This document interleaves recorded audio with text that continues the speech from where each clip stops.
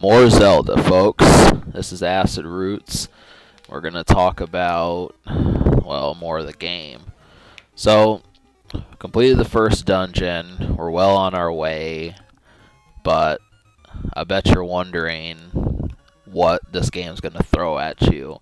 And, you know, it basically is pretty similar to Pokemon. If Pokemon's more of an adventure, Zelda's more of a quest. So,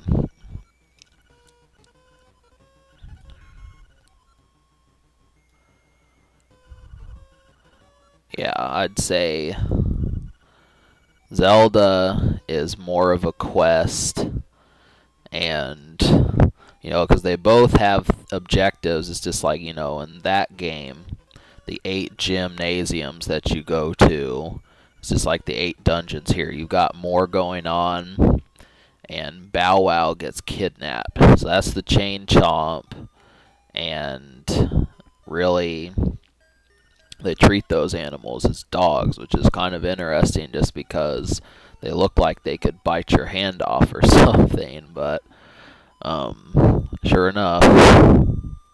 So this is Marin. She's gonna be... It's good to, you know, say a few things to her every once in a while. You don't have to... It's not something you have to do, but there's this extra dialogue because Link and her actually do have a relationship. Or at least a platonic one, but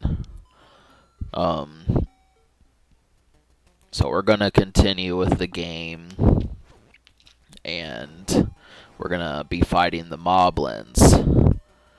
So they're actually not that tough, but you know, if you don't have your shield, it could get frustrating. So that's one thing I noticed. You're just gonna have to do it. I actually did get to this point. I remember walking the Chain Chomp around, but I wasn't able to. I mean, I was, but I never really played the second dungeon. So, yeah, I mean, my whole history with Zelda was about... I did end up playing Ocarina of Time, so I played all of the games that were released in the 90s. And, you know, I was subscribed to Nintendo Power, and one of the things that showed up was I got a Zelda Anniversary Edition in the year 2003. So they sent a handful of good gifts, like they sent me a soundtrack to Super Smash Bros. Melee. It was orchestrated. I mean, real people, you know, people actually took the time to do those songs and everything. I got that disc in a magazine.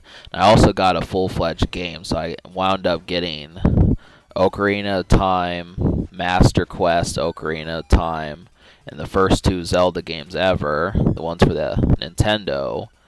I got all 4 of those in one package, but I never ended up playing it. So I could have, but I just never really fucked around and did it. But,